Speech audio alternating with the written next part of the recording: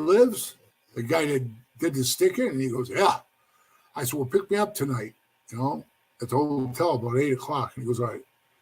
And not because I knew he was wearing that. Believe me, if I would have known that, I would have punched his lights out right there, and tore it off of him.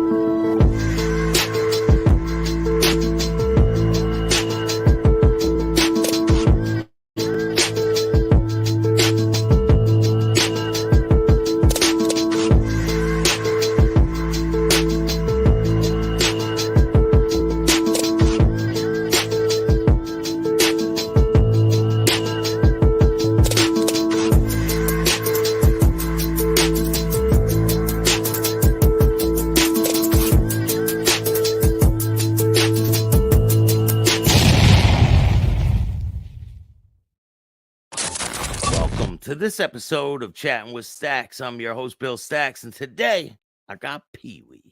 You're in San Francisco.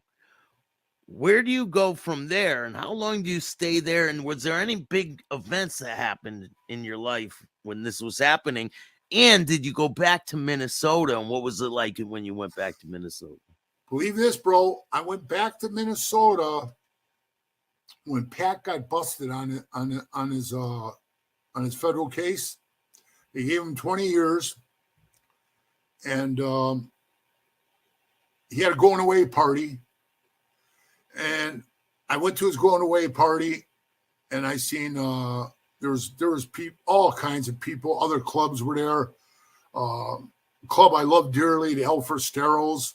They're big in the Midwest. They're a big 1% club. And they started way back in like 62. Yeah, those guys are still my friends to this day. I love them. They're great. They're a true brotherhood, And they were there. I see one of their members give Pat a nice gold ring and, say, hey, man, it's bad this is happening to you. And we're all there hanging out with him. And Pat looks at me and he says, Charlie, can you ever forgive me for what I did to you? Running me down the road. But now I was a Hell's Angel, right? California one. And I said, well, Pat, I already forgave you because I came to your going away party. Obviously, I'm not holding a grudge, or I wouldn't have came, And I thought it was pretty funny. He says, hey, look, when we get done here, we'll stop by the clubhouse. He said, I want to give you like each charter had a different death head, not like the original logo one you see on their backs. Yeah. The club, the charters would make up like a different one. Like Amsterdam had the one with the 3 X's in it. You know what I mean? Stuff like that. And yeah, like a unique one for each place. Right. And like Orange County had one with a bandana on its head, a different shit. Me being in San Francisco, I don't think we really had like a Frisco one. I don't remember. People that gave me death heads from like different charters, I wear a couple of those. And so Pat says, hey, you know what I want to do? I want to give you a Minnesota death head pin. You want one? I said, sure. So he says, yeah, when we go over to the clubhouse, we'll get it. That's all right. So when the bar closed and we all went over to the clubhouse, he says, hey, come on, follow me. I'm going to go get you a pin. Walk in, he goes, hey, man. He opens his drawer and there's all these pins in there. And he goes, which one do you want? And I says, I don't know. You got a 5-year one in there? And he looked at me because, I only been in the club like 1.5 years, 2 years, right? Yeah. But you know where I was going with that, right, bro? Yeah. You got a 5-year one? Because I feel like I got fucked out of those 5 years. Yeah. And that's how I felt. He laughed. He actually laughed. He knew it was like funny, haha bullshit. But yeah, he laughed, but he gave me a pin. Not a 5-year pin, but he gave me a pin. And honestly, I think he was already working with the police at that time. he was already making deals. I can't prove it, but I think he was. And because there was a situation where he asked me, "What did you do with your house?" The house that I had, that one I was telling you, I finished it up when I got done, Yeah. when I got kicked out. Yeah. Well, I sold it. I sold it to this guy that everybody knew, and he couldn't go to a bank, Staxx, and get a loan because he sold this, right? Yeah. The white stuff, and he was making tons of money on it, and he had tons of money, tons of cars, tons of motorcycles. He wanted to buy my house because it was out in the country, 3 acres, no neighbors, cornfields all around you. And he's like, I want your house, man. He wanted the privacy. And he said, I can't get a loan. I can't get a loan to buy your house. He goes, how about I give you a big chunk of cash and then I'll make your house payments. That's kind of a dangerous thing, my friend, because if he stops making house payments, I got to make them. But he gave me like $45,000 in cash. I owed $105,000. The house was worth about, at that time, we're talking 1999. Yeah, 1999 when I moved, did the Frisco move. And then I said, yeah, give me 45 in cash, and I owe 105 on the house yet. That's what I owed. And he gave me the cash. We're on the floor, bro, counting 5s, 10s, 20s, 50s. Big stack of money. Yeah, you know how that goes. Yeah. I wish it would have been all $100 bills, but it wasn't because it wasn't all bank transfers, So we counted up the money. We did it. And I told Pat that. And I said, he bought it and he's making the payments. And I'll be a son of a bitch if that wasn't in his paperwork, Wow. Yeah. So what happened was that really messed me up at the time was, he was making the payments, he made the payments, but damn, Staxx, he paid the house off in 3 years. And I didn't even have a job. So, Wells Fargo calls me up after 3 years and they go, congratulations, Mr. Goldsman. You just, but it's still in your name, right? Right. Because I told you I gave him my payment book. And he go, congratulations, you got $800 coming back on the escrow and your house is paid off. So I call him and I go, man, what the hell are you doing? And he goes, I thought you'd be happy. I paid it off. And I go, God damn, bro. I'm not even working, man. They're going to try to figure out how I came up with $105,000. Holy shit. Yeah, but it's all in the paperwork. It was all in the paperwork. So, whatever would have happened, but it never came back on me. But, yeah, he paid it off, and then he got busted, and he ended up going to prison for about 30 years. And I don't know who owns the house now. It doesn't really matter. But, yeah, I told that to Pat like I'm telling it to you right now. And when I got all the paperwork, when we went through the federal system, I got all the paperwork on him. And, yeah, that's in there. And there's all kinds of shit that he said. And I was just like, God damn. I think the only thing that really bothered me is when he said I was a Midwest distributor of methamphetamine because I didn't even mess with the shit. I've never sold it. I never bought any of it ever, personally, with my own cash. Sure, it was around. Yeah. And I wasn't, goody two-shoe guy, I had some thrown in a can of Coke on the way to Sturgis when I was a prospect. Yeah, that was the first time I ever did it. Did it freak you out when that happened? Oh, yeah, it freaked me out bad, bro. Bad. Because, I was falling asleep in the back of the pack because I had watched that night at the clubhouse. So I was up all night. Yeah. I wasn't doing any drugs. So we left at 6 a.m. We're jamming, man. We're already we're way in the South Dakota past Wall Drug and wherever the hell it was. And I'm falling asleep in the back. Somebody threw some shit in a can of Coke. I walked by and they said, where you going? And I said, I'm going to go get some something to drink with some sugar or something, wake me up. I didn't like the Red Bull shit and all that, but I was going to just drink some soda and get some sugar in me. And Pat Matter was standing there, and he said, hey, Charlie, I don't want this Coke. I just opened it, and I don't feel like drinking. If you don't want it, I'm just going to throw it in the garbage. When he handed it to me, It was ice cold, bro. It was ice cold. When I took a sip of it, it was ice cold. So I knew he just opened it, you know. Yeah. I drank it. And then as I was walking away, he basically tapped me in the back and he goes, "You'll be okay now. You'll be all right." And I'm thinking, no way, man. No way did they do that. No way. Yeah, I just, to me, that's just not brother shit to me. I would never do that. Slip it in your. It's like That's giving terrible to do that. Yeah, I mean, it's like, you know, slipping me a roofie or something. What do you guys want to butt jam me or something? You know, I mean, what else could you slip me? When does it start kicking in? While you're driving? Kicked in as soon as we hit the highway. As soon as we hit the highway, bro, we're jamming. I this FXR, and I'm in the back jamming on this bike.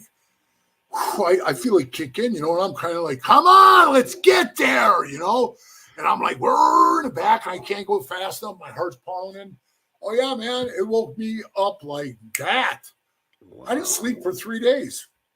3 days I was awake, running like an idiot all over the place. And when I shut down, oh, man, 14 hours, I laid on the bed. And, you know, I'm a prospect. I got to do shit. There's shit for me to do. Yeah. I fell asleep for 14 hours, bro. So naturally, I was in trouble again. Right? Who the fuck do you think you are? You know, you sleep whatever you want. I was trying to catch up for 3 days of sleep. And I didn't know I slept 14 hours. They told me that. And when I got up, I was just like, oh, sorry, man, you know. So then, you know, they said, you were supposed to watch the bikes. You were supposed to do this and that. Yeah, I was always on the shit carpet, bro. But with that being said to you, we're all in the same motel, and guess who was there at that time in 1994? Pat went out to the track because he drag raced.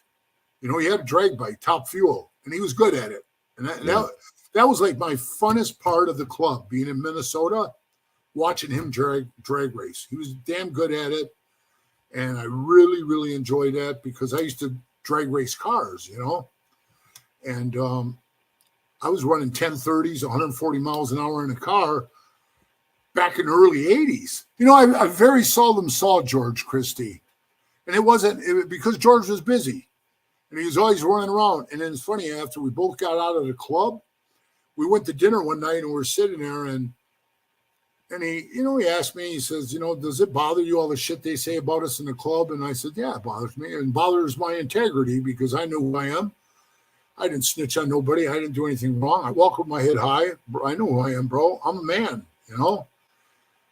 Hey, I got offered a deal, and the feds came to the prison when I was in prison, and they said they'd give me $5,000 and they'd get me out right now.